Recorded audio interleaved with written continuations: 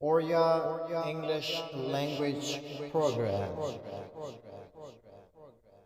د اوریا د انګلیسي ژبې خپرونه برنامه لسانی انګلیسي اوریا وړاندې کوونکی عارف اوریا. Lesson 74th سلور اویایم لوست درس 74 At work, at school and at home. په کار، ښوونځی او کور کې. سلامونه او نیکې هیلې درنو قدرمنو هیوادوالو، په دې هیله چې ټول به راته روغ جوړ او خوشحاله اوسئ. قدرمنو هیوادوالو، دا دی نن یو ځل بیا زه عارف اوریا ستاسو په چوپړ کې له یو نوي درس سره حاضر یم. هیله ده چې د ویډیو تر پایه پورې له ما سره اوسئ تر څو دغه نوې موضوع چې ده چې وایي at home, at school and at work، یعنی په کور کې، په ښوونځی کې او په کار کې. دغه درې موضوعګانې د اکثره موږ ستاسو ژوند په دغه درې ځایونو کې اکثره وي، نو باید په دې جملې هم زده کړو چې په کار کې موږ تاسو څه رقم جملې استعمالو، په کور کې څه رقم جملې استعمالو او په ښوونځی کې څه رقم جملې په انګلیسي موږ تاسو وکولی شو چې جوړې کړو او ورڅخه ګټه واخلو. سلام دوستان نهایت عزیز، امیدوار هستم همهتان جور و سر حال باشین. امروز باز هم من عارف اوریا در خدمت شما عزیزان هستم و با یک درس جدید که سه موضوع است که یکی که at home در خانه، at school در مکتب و at work سر کار.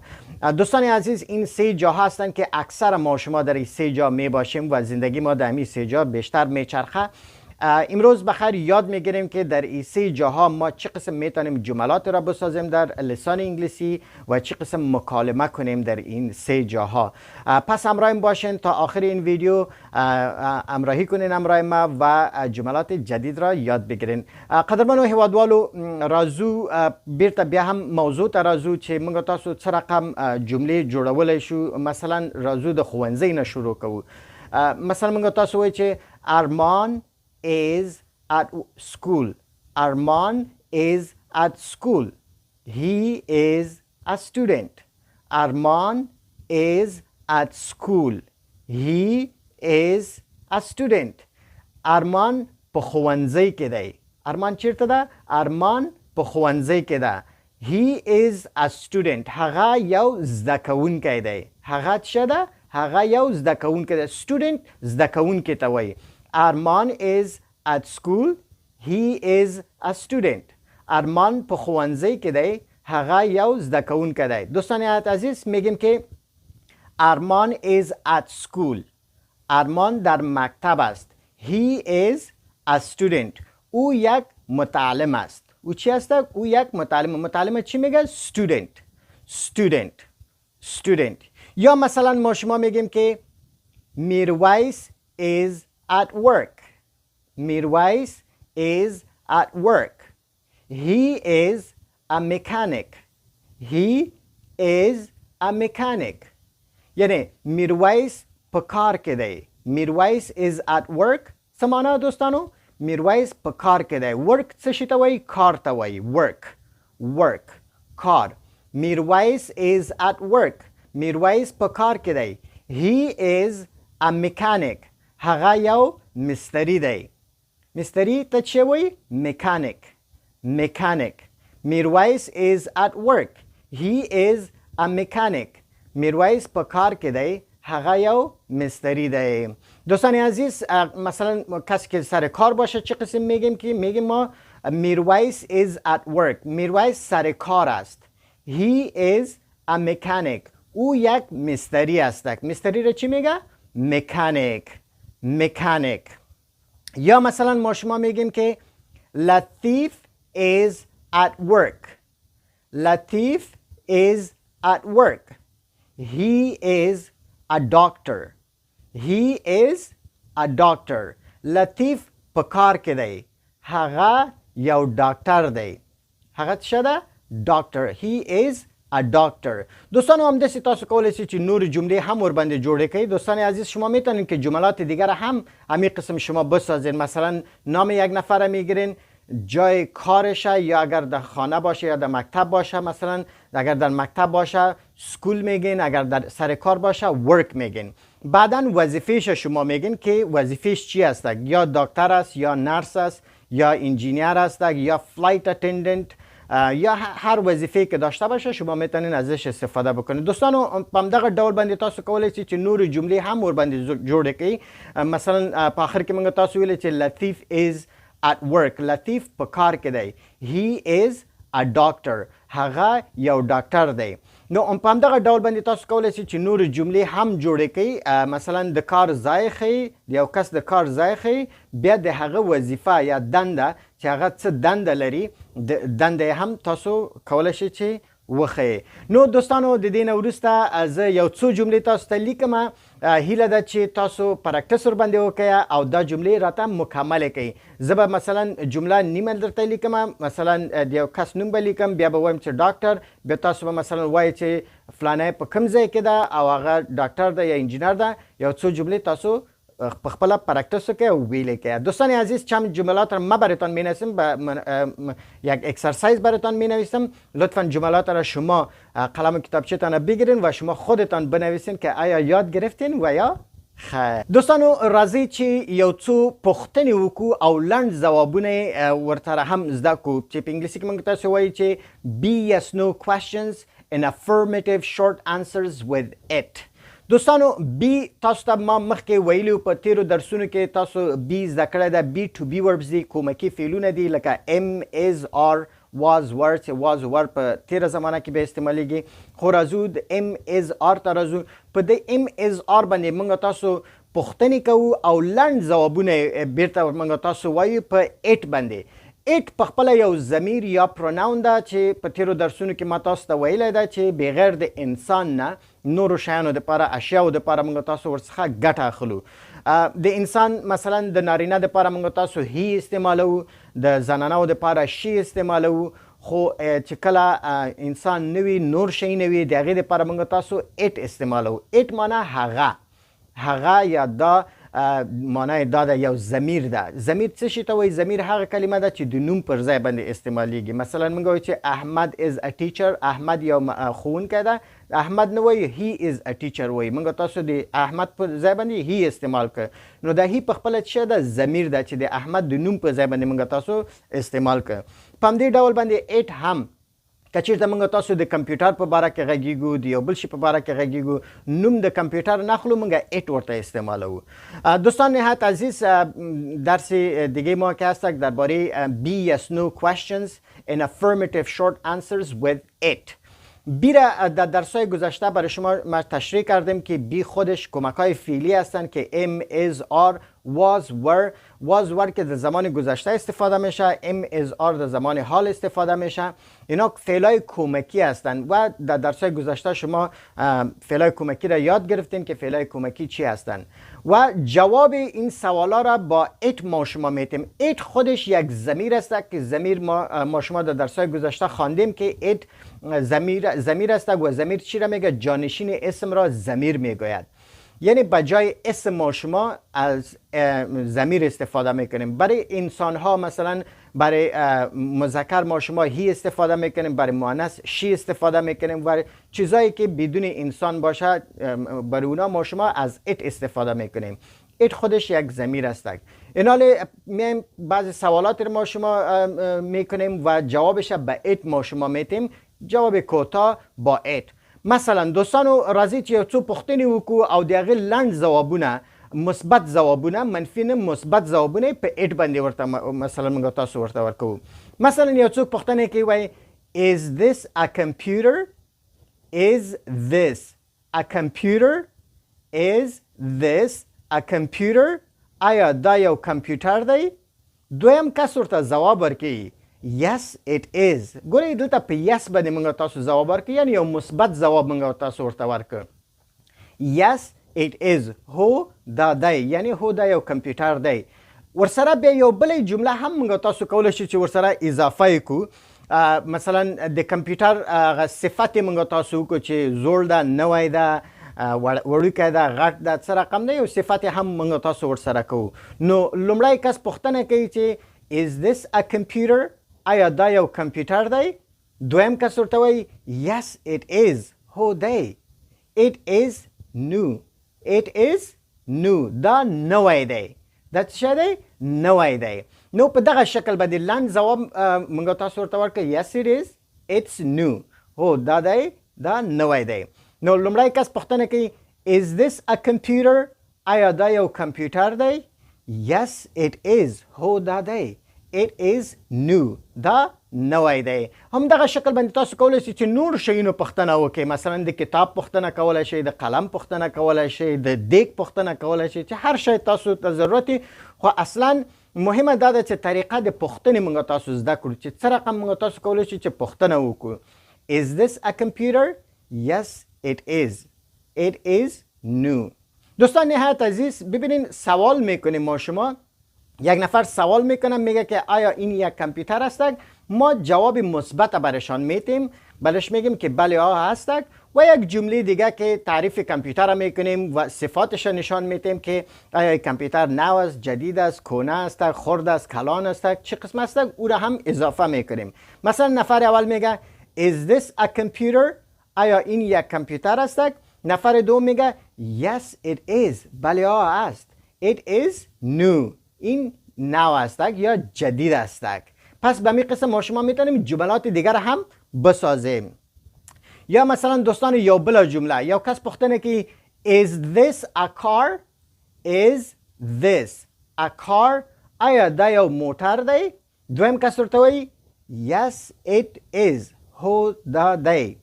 It is old. دا زوړ دی. زوړ ته څه وایي؟ Old. Old. Old زوړ یا کهنه. دوستان عزیز یک نفر سوال میکنه میگه که Is this a car؟ آیا این یک موتر است؟ نفر دو میگه Yes it is. جوابی مثبت میده Yes it is. بله است. It is old. این کهنه است. چی است؟ این کهنه است. راځي دوستانو چې یو بله پوښتنه هم وکړو. یو کس وایي چې Is this a mosque؟ Is this a mosque؟ آیا دا یو مسجد دی؟ دویم کس ورته وایي Yes it is. Yes it is. It is beautiful. It is beautiful. وای هو دا دی. دا ښکلی دی. یک دوست ما سوال میکنه میگه که Is this a mosque؟ آیا این یک مسجد است؟ نفر دو میگه Yes it is. بله هستک. It is beautiful. این بسیار زیبا هستک. دوستان عزیز اینال شما میتونین همین قسم سوالات را جور کنین و جوابش شما خودتان میتونین در کامنت هم بنویسین که همین قسم جملات سوالات میکنین و جوابش برش میتین. دوستانو په همدې ډول باندې تاسو کولی شئ چې نورې پوښتنې هم جوړې کړئ که هغه د هر څه په اړه باندې وي همدغسې پوښتنه جوړوئ ورسره ځواب هم ولیکئ او یو صفت هم وکړئ ورسره. دوستانو اوس تاسو ته یو څو هغه زه لیکم د هغې په باره کې تاسو کولی شئ چې ورته سوالیه هم ولیکئ او ځواب هم ورسره ولیکئ. نو هیله ده چې په دې باندې پرکتس وکړئ تر څو ښه مو زده شي. دوستان عزیز حالا من چند چیزا را براتان می نویسم. مثلا اسم یک چیز می نویسم با صفتش می نویسم. شما میتونین که سوال جور کنین و جوابش شما خودتان در کامنت بگذارین. تشکر. بیا هم دوستانو لکه څرنګه چې په تیر درس کې موږ تاسو په ایټ باندې پوښتنې کولې په ایټ باندې مو ځواب ورکړو په بی یس نو کوېسچنز او افرمیټیو شارټ انسرز with ایټ و په ایټ باندې لکه ایټ ما تاسو ته ویلي چې یو هغه ضمیر ده چې بغیر د انسانه د نورو دپاره استعمالیږي. اوس راځو بی یس نو کوېسچنز ان افرمیټیو شارټ انسرز with they. په دې باندې د څه شي دپاره استعمالیږي دوستانو؟ د جمع ده. د یو کس نه چې زیات کسان وي د هغې دپاره موږ تاسو د استعمالوو. که چېرته یو نارینه کس وي هی وایو، که یو مؤنث یا زنانه وي هغې دپاره شي موږ تاسو استعمالوو ضمیر په ډول باندې. او که ډېر کسان وي په پروا نه کې که زنانه وي که مردانه وي د هغې دپاره موږ تاسو د استعمالوو. نو راځئ چې په د نوي درس کې په لنډې پوښتنې وکړو او ځوابونه یې په دې باندې ورته ورکوو موږ تاسو. دوستان نهایت عزیز در درس گذشته ما شما درباره بی یس نو کوېسچنز گفتیم که بی خودش کمک‌های فعلی هستند. ام از آر واز ور. به او ما شما سوال می ساختیم و جوابش به ایت می دادیم. ایت که یک ضمیر است بدون انسان برای اشیاء دیگه چیزای استفاده میشه. حالی ما میایم با جواب سوالا رو میسازیم با بی، دوباره هم ام از آر و جواب کوتاه را با دی ما شما میتیم. دی چی هست؟ دی همچنان یکی از ضمایر هست که برای جمع استفاده میشه. برای مذکر، برای یک مفرد مذکر ما شما هی استفاده میکردیم، برای مؤنث مفرد ما شما شی استفاده میکردیم، ولی دی که هست برای مذکر مؤنث نداره، برای جمع از یک نفر بیشتر باشه ما شما چی استفاده میکنیم؟ دی استفاده میکنیم. دوستان اوس پختنی که او په آر بنده مثلا منگوی چه آر ارمان and میرویس at work. آر ارمان and میرویس at work. آیا ارمان او میرویس په کار کی دی؟ آر ارمان and میرویس at work. آیا ارمان او میرویس په کار کی دی؟ Yes they are. هو هغوی دی. They are at the mechanic shop. They are at the mechanic shop. هغوی په مستری خانه کې دي. مکانیک شاپ چی ته وایي؟ د مستری دکان ته وایي، کوم ځای کې چې موټر ترمیموي جوړوي هغې ته وایي مکانیک شاپ. مکانیک شاپ. ګراج هم ورته وایي ځینې خلک، خو مکانیک شاپ صحیح راځي دوستانو. دوستان عزیز باز هم سوال ما شما میکنیم که با آر سوال میکنیم و جوابش به دی ما شما میتیم که مثلا یک نفر سوال میکنه میگه آر ارمان and میرویس at work. آر ارمان and میرویس at work. آیا ارمان و میرویس سر کار هستن؟ نفر دوم جواب میده Yes they are. بله آنها هستن. They are at the mechanic shop.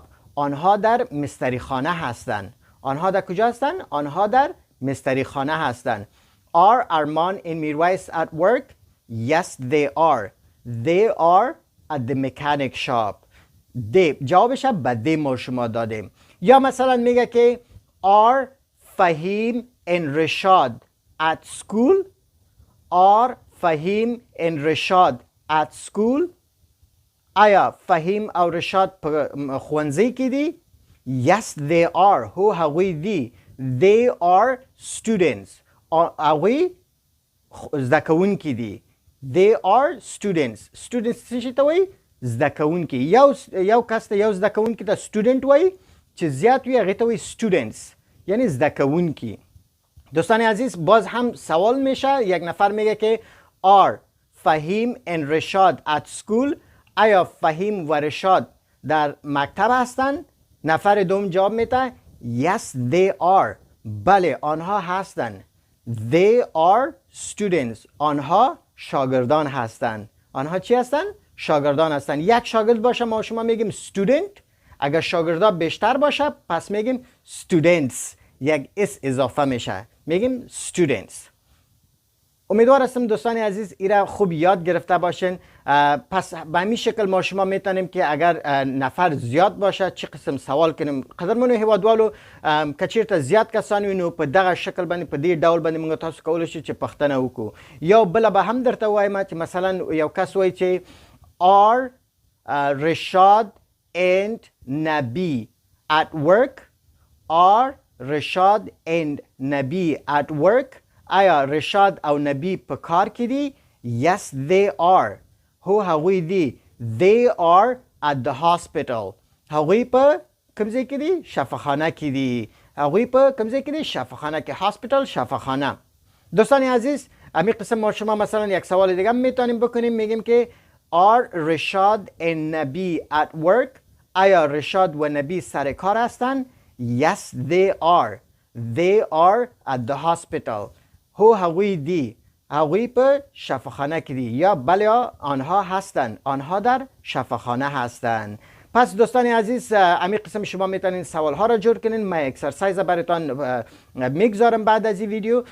اکسرسایز لطفا جملات را شما بسازین. امی قسم سوال میسازین و جواب کوتاه را هم برش مینویسین. بازم تشکر از دوستان عزیز و هموطنان عزیز من امیدوار هستم که درس یاد گرفته باشین. اگر سوال چیزی داشته باشین لطفا در کامنت بگذارین و من در خدمت شما هستم. بیا هم قدرمن هیوادوالو تاسو له توجه څخه نړۍ مننه. که پوښتنه څه شی لرئ نو هیله ده چې په کامنت کې راته ولیکئ، نو زه به حتما ان شاء الله تاسو کامنټونو ته ځواب درکوم. او د یوټیوب د چینل سبسکرایب مو هیر نشي. ستاسو له توجه څخه نړۍ مننه. په دې هیله چې ویډیو مو خوښه شوې وي. قدرمنو هیوادوالو، د ویډیو لایک او شیر مو هیر نشي او زموږ د یوټیوب چینل هم در سره سبسکرایب کړئ. مننه. تشکر از توجه شما عزیزان. با امید اینکه ویدیو قابل پسند شما قرار گرفته باشد. هموطنان عزیز، لطفاً لایک و شیر این ویدیو را فراموش نکنید و چینل یوتیوب ما را نیز سابسکرایب کنید. تشکر. ژوندی دوی افغانستان. زنده باد افغانستان.